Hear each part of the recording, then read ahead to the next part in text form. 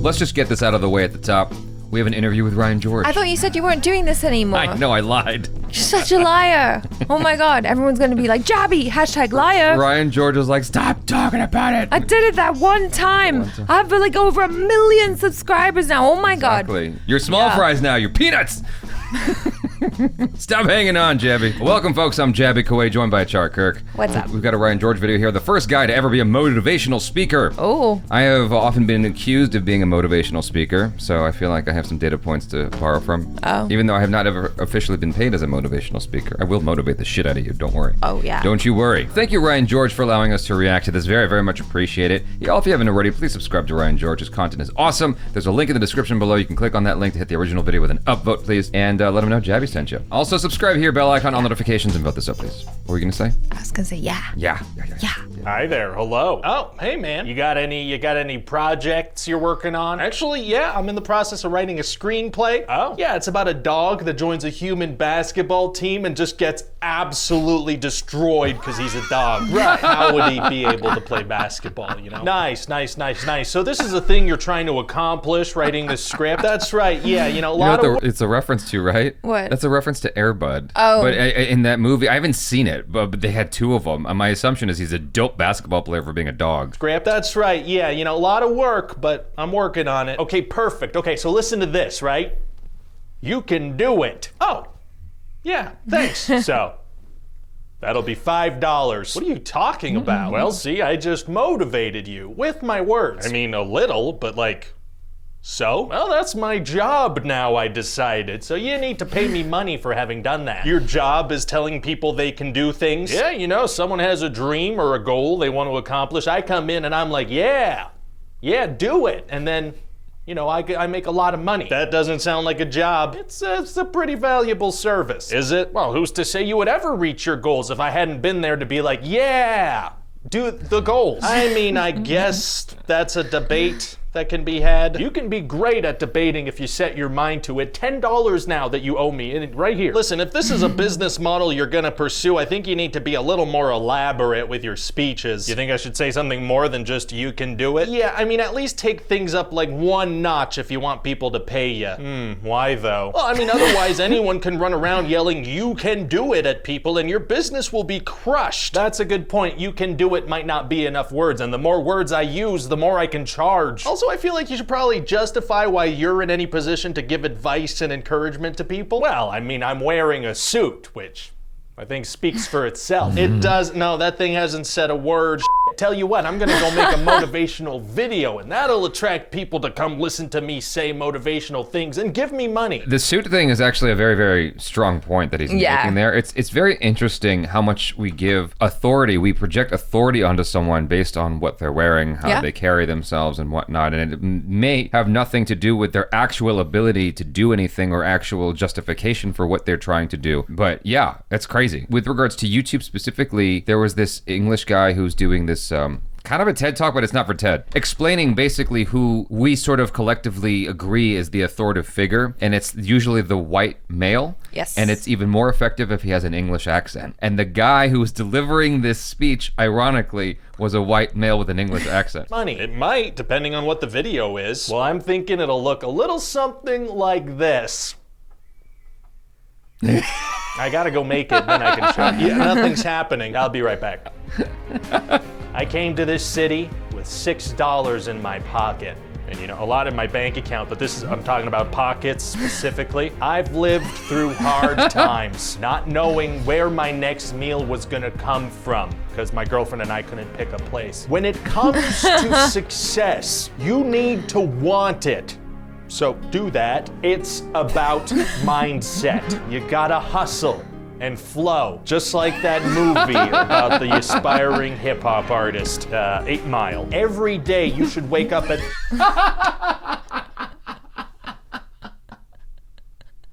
That was really good.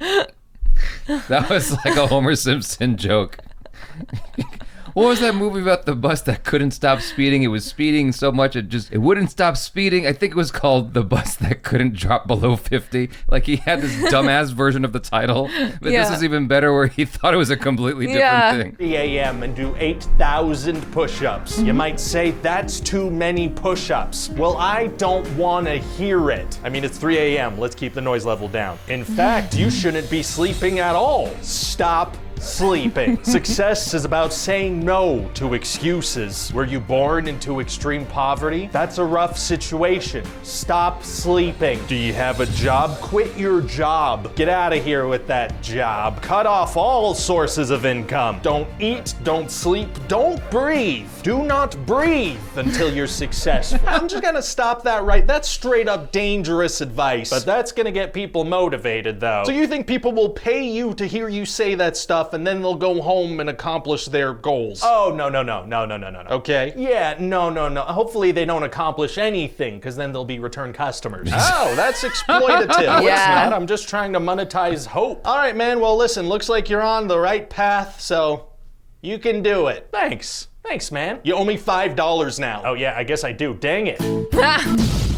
Hi there, hello, it's me, I'm the Adstronaut. I'm out here in ad space to talk to you about Bespoke Post. Listen, boxes are fun to open. I used to open every box I came across with no hesitation. But then I opened a litter box and I was like, oh, some boxes are better than others. Some boxes contain unpleasant things. Well, luckily with Bespoke Post, I know I'm only getting the best boxes there is. Bespoke Post is a monthly membership club delivering awesome boxes of top shelf goods from under the radar brands. You can discover amazing products while actively avoiding cat poop. I've received some amazing boxes already, like the trail box I got a couple months ago. This knife has been super helpful to have around for various tasks. I even used it to cut a tube labeled oxygen, curious to see what that was about. This new box I received comes with this awesome game Mule Key, which as I understand is best played with gravity. You can even preview your box every month to decide if you want to keep it, swap it for something else, or skip it entirely at no cost. And hey, to get 20% off your first box, just click the link in the description and enter code Ryan20 Merry Christmas, at checkout, Jaby, or Koay. go to bspk.me/Ryan20. Thanks, Bespoke Post. I'll never accidentally reach into cat litter again.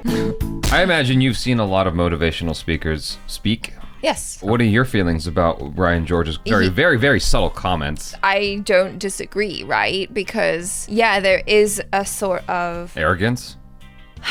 It's not really that. It's like, I suppose it's like the worst thing about that, or he's just highlighting a lot of the worst tropes, a lot of the worst things about people who are so-called motivational speakers. And yeah, I think sometimes with unscrupulous people, it does feel like that, where they're telling you these things, but they don't really want you to get better because then they're not making money off you. Right. You know, that was a big one for me. I'm like, yeah, I mean, that's probably true to some extent. Well, I know with Anthony Robbins, who I grew up hearing, you know, intermittently. Yeah. It's like a friend of mine pushed Anthony Robbins on me, and I went and bought his book, which I never read. Doesn't your aunt love him as well? Yes, my aunt does love him. I know people who love him, and they're like very devout Anthony Robbins supporters. I knew who he was like when I was like 12 years old, right? Because he's been doing this for a long time. Yeah. My experience with him was with CDs, and it was like this 1 month thing of like trying to build a habit out. I thought that it was probably effective if you did the work.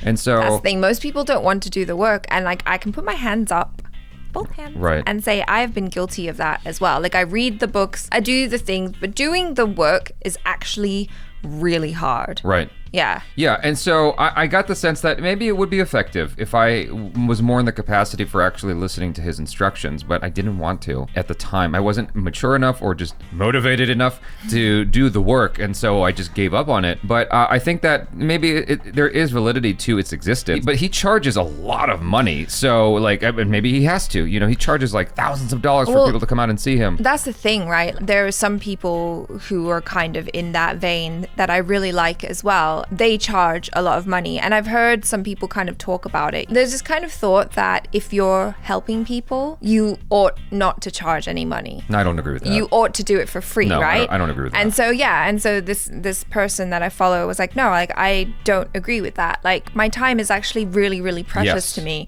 Yes. And as someone who's constantly giving of my time and my energy to help people, there came a certain point where he started feeling really drained. Yeah. And you have to charge. And so he's like, okay, I need to charge because I can't just go out there and just keep giving willy-nilly until like I'm a husk of a human. Right. Left. There's no other way to discriminate who you're going to assist in their path without charging, because then it's like for the people who really need it, they're going to pay for it. Right. But it's like, but how far does that, exactly. It's a weird gray area. I'm not actually that familiar with a lot of motivational speakers besides Anthony Robbins and that one guy with the really husky voice who cusses a lot. I don't remember his name, but y'all know who I'm talking about. Any dude watching knows who I'm talking about. I just distinctly remember this one instance where he was doing a talk and this guy wanted to like learn from him, like be his Padawan, and he goes, if I do a backflip for you, would you let me be your student? He goes, why would I let you do a backflip? Or how does that benefit me if you do a backflip for me? Like he's not afraid to sort of turn it on you and make fun of you. He's that kind of dude. Right. And so that's why I think he gets so much draw. But outside of those two, I'm not actually familiar with too many motivational speakers, and therefore I'm not really familiar with the negatives associated with motivational speakers. I have more negative association with Instagram motivational posts. Yes. Yeah, I know you do. But I feel like there is something to be said, like you said, and that Ryan George was kind of bringing up about like, oh, I could just put on a suit. Right. And I could say platitudes. Yeah. And all of a sudden I'm legitimate. Right. And like I love what he was doing when he was playing the guy in the red check. Because he's just like, the writer. Yeah, no, but no. Like what are you offering really though? Right. Like you look the part, but you're literally offering nothing. And there is also that Will Smith is sort of a motivational speaker himself in ways, right? And he mentioned how he is a hard worker, and that's this sort of notion that's floated around a lot, especially, like you have people who are just working themselves to death. Not literally, but in essence, over the long haul, yes. Like, because they are working exorbitant hours, not getting enough rest because God forbid you sleep, right? Exactly. It's like what he was saying here. It's like, don't sleep, don't eat, don't breathe, don't, like, just keep hustling. He's being obviously hyperbolic, but Will Smith, I remember him talking at some point going, he's like, you will not outrun me. Like, maybe you run faster than me, but you will get off that treadmill before me. If we're both on a treadmill, I'm going to be on there longer than you, no matter what. He just is talking about his work ethic, right? Right. But when you do that, when you talk about that, you're sort of inspiring other people. I'm not saying anything negative about Will Smith, by the way. I'm just saying like my experience with it. When you have a public conversation like that, you're sort of inspiring other people to want to feel the same way, like, oh, I'm going to be on that treadmill forever. I've noticed a shift towards more of the other side, and that might just be indicative of the type of content I consume, right? Mm-hmm. Because it's more psychology and yoga and that sort of stuff. Sure.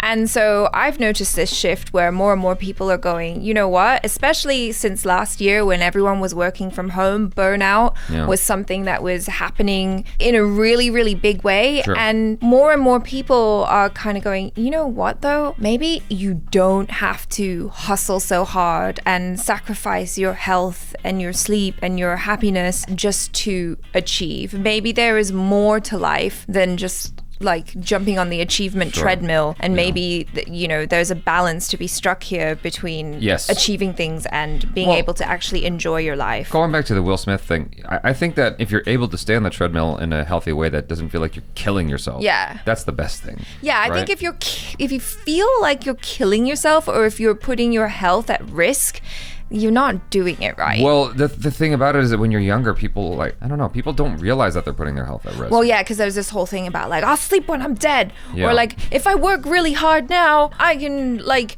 retire when I'm 30. But yeah, what have you got when you're 30? You cost yourself like 20 years of your life. Yeah, you cost yourself 20 years of your life. You've got gray hairs and an ulcer that will never heal. Like, oh, good job. And enjoy the rest of your life now. Yeah. Even though it's like quality's probably been reduced a little bit. Anyways, you guys, thanks so much for hanging out. Hopefully you enjoyed that. Be sure to subscribe to Ryan George. Also, please subscribe here, hit that bell icon, all notifications, and vote this up so that YouTube know you're enjoying what you're watching. I'm Jaby Koay. This is ACHARA KIRK. Peace out.